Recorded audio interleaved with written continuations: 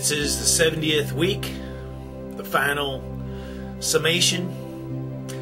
I'm your Jedi warrior for Jesus, Ben Hellestead. Kind of took you through parts 1, part 2, and part 3 of the 70th week. The final 7 years as laid out in the Bible. Basically, the books of Daniel in the Old Testament, and especially Revelations, the final book of the New Testament. But there's also verses all throughout the Bible. You know, all four of the Gospels, Jesus talks about the final end days. So, what did we learn? The 7-year window can always be debatable as far as has it actually started, but for the purposes of this web page, Operation End Times, we're saying September 30th, 2011 was the start of the 7-year window. Now, of course, we're going to be watching events unfold, because if things don't progress as foretold, then maybe we're not in that 7-year window.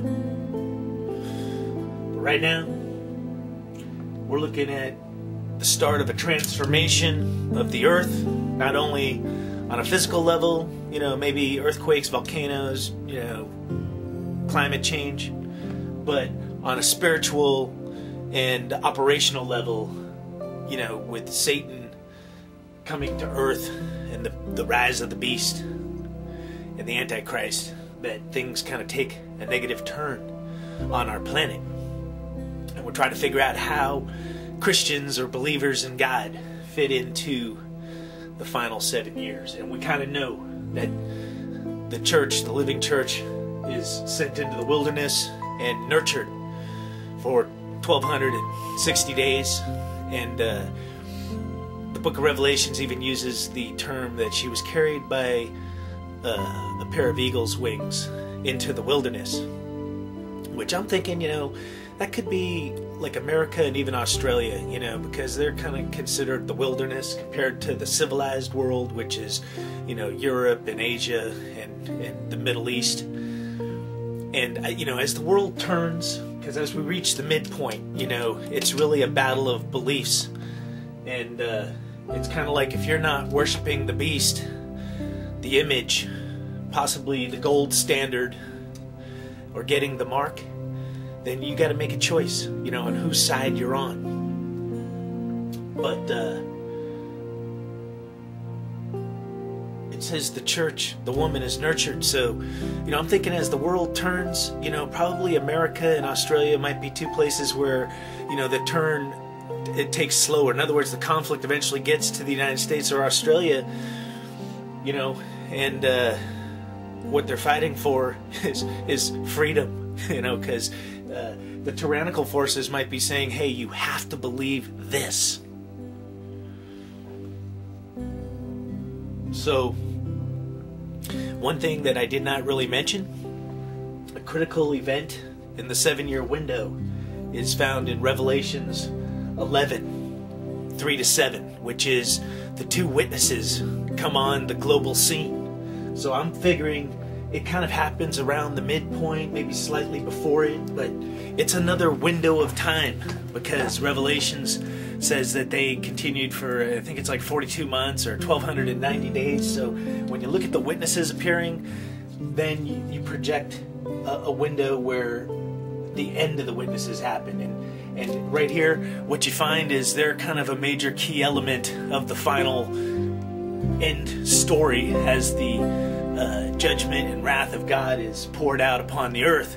That one thing that happens is not only are these witnesses on earth and they've got powers, but they end up dying and resurrecting in 3 days, and the whole world witnesses it. And after that happens, that's basically where you get to the 7th seal, the 7 vials being poured out. It's just some really crazy stuff happening to people who don't believe in God.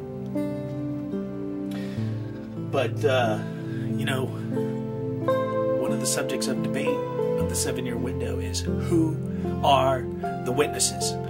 And, some might say it's Elijah and Moses, or some Old Testament prophet.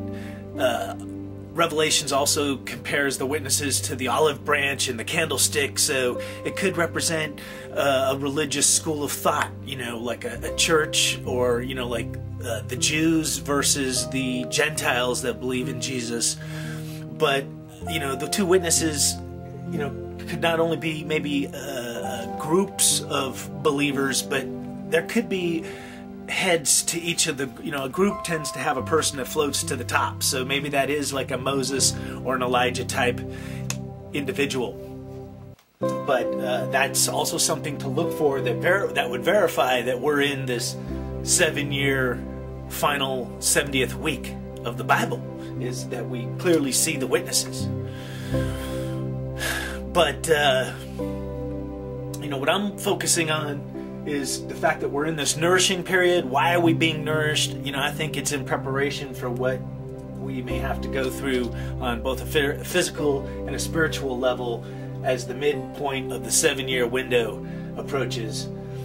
And, it's kind of strange, but martyrdom, it just seems as the world turns, it's an opportunity, because those who overcome, that are tested and found to be tried and true believers in Jesus, that don't give up their witness of Jesus, and even if they sacrifice their life, it seems like there's this reward plan, and it's not necessarily saying that's a reason to do it, but martyrdom in its simplest form, there's no violence involved. It's just like, you're kind of saying, I'm not going to fight back, but you're not killing anybody. But if somebody's killing you just because of what you believe, man, that means the world would be in a very sorry state. And to me, that seems to be the dynamic here at the midpoint, which is the world, the government telling you, here's what you need to believe, and if you don't follow our rules, our program, our plan to the exact letter, you're on the outside looking in, and therefore you believe in something else, and you're an enemy of the empire. And therefore, as crazy as it sounds, the world comes after us. Imagine that. All right. This is the 70th week. This is Operation End Times. In our training videos, we're going to be looking at what we should be doing to be nourished. How do you become a Jedi warrior for Jesus? What kind of preparations you got to make? How do you deal with all this craziness coming? The earth changes, it'd be hard enough. But as the government changes, decisions might have to be made. We'll try and address those and how it might impact your life. The one thing I can tell you is the easy path will be the path that the world pulls you along, which is just go with the flow, no matter what. The hard path is going to be saying, hey, you know what? I see. I've stepped back from the tree, and I can see the forest. I see what's happening here. And therefore, I'm going to consciously choose to take this other path, this other way, the truth. All right. God bless everybody out there. It's Ben Hellstead, Operation End Times. 70th week. Take care.